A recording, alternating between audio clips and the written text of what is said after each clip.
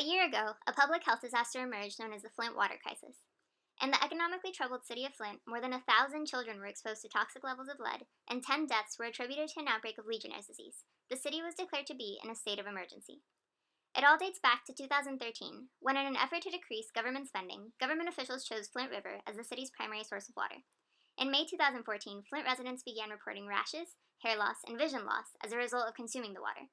Although Flint's officials consistently dismissed these complaints, water tests conducted in 2015 showed high levels of THM, lead, and fecal coliform bacteria. Lead pipes were commonly used in the early 1900s because of their affordability and convenience.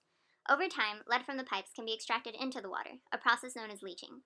The EPA says there's no safe lead level in water, but sets a limit at 15 parts per billion and deems 5,000 ppb as hazardous waste. Water samples in Flint contained as high as 13,000 ppb of lead.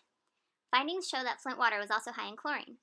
If chlorine is typically used as an agent to clean water, then why is the water so gross? Chlorine is corrosive to iron, and corroded iron in turn consumes chlorine, which is intended to kill pathogens. In addition, chlorine's interaction with industrial organic matter contributes to the formation of carcinogenic THM. Normally, water sources are treated with chemical compounds known as corrosion inhibitors. These compounds decrease the rate at which a substance corrodes. Corrosion results when a corrosive agent makes contact with and damages the surface of substances like metal.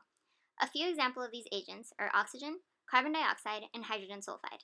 The way in which most corrosion inhibitors work is they form a coating over a surface such as metal, preventing degradative compounds from making contact with the metal and wearing it down.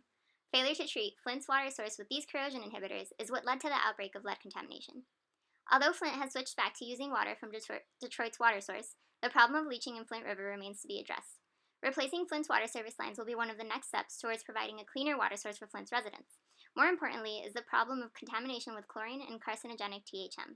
To meet the THM requirements outlined by the EPA, we can treat the water to remove formed THM and/or THM precursors, or switch to an alternative disinfectant.